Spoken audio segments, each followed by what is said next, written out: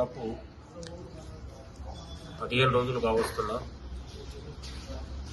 Neat paper leakage బాధ్యతని arrest చేయకుండా 24 లక్షల మంది విద్యార్థులు మోడీ ప్రభుత్వ హయాంలో తీవ్రమైన ఇబ్బందులై వాళ్ళ జీవితాలే ప్రశ్నార్థకంగా మారినటువంటి సందర్భంలో ఇవాళ వరుస లీకేజీలతోని ప్యాకేజీలతోని మొత్తం కూడా బీజేపీ ప్రభుత్వం విద్యార్థుల జీవితాలతో చెలగాట మారుతా ఉంది.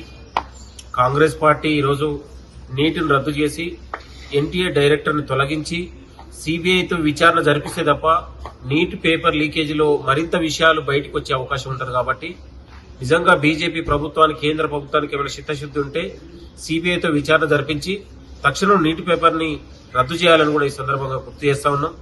దాదాపు 24 లక్షల మంది విద్యార్థులు వాళ్ళ జీవితాలు పణంగా పెట్టి ఇవాళ ఎంతో పేద మధ్యతరగతి విద్యార్థులకు మెడికల్ సీటు అందంత రాక్షంగా మారింది బీజేపీ ప్రభుత్వ హయాంలో కూడా ఈ సందర్భంగా గుర్తు చేస్తా ఉన్నాం.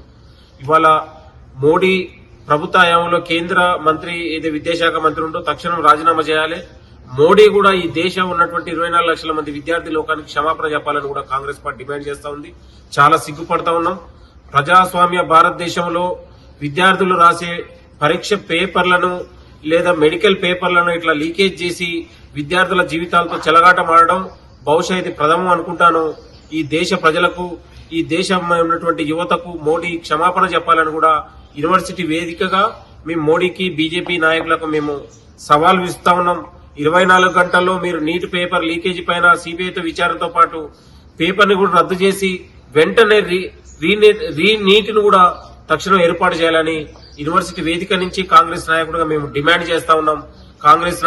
కాంగ్రెస్ పార్టీ ఈరోజు విద్యార్థుల కోసం యువత భవిష్యత్తు కోసం రాహుల్ గాంధీ గారి నాయకత్వంలో పోరాడుతా ఉన్నారు. కాబట్టి ఇవాళ బీజేపీ నాయకులకు గాని బీజేపీ కేంద్ర మంత్రులకు గాని విద్యార్థుల భవిష్యత్తు పైన కనీస చిత్తశుద్ధి లేకపోవడం చాలా సిగ్గుపడతా ఉన్నాం. ఇక్కడే తెలంగాణలో ఉన్నటువంటి కిషన్ రెడ్డి గాని బండి సంజయ్ గాని తెలుగు విద్యార్థులకు కూడా క్షమాపణ చెప్పాలని కోరుతా ఉన్నాం. లేకపోతే వాళ్ళు హైదరాబాద్ లో కూడా ఎక్కడ పర్యటించిన విద్యార్థులు అడ్డుకుంటారని కూడా ఈ సందర్భంగా గుర్తు చేస్తున్నాను. వీళ్ళు తెలుగు రాష్ట్రాలకు పట్టిన దరిద్రులు పట్టిన శని కూడా ఈ సందర్భంగా గుర్తు చేస్తున్నాం.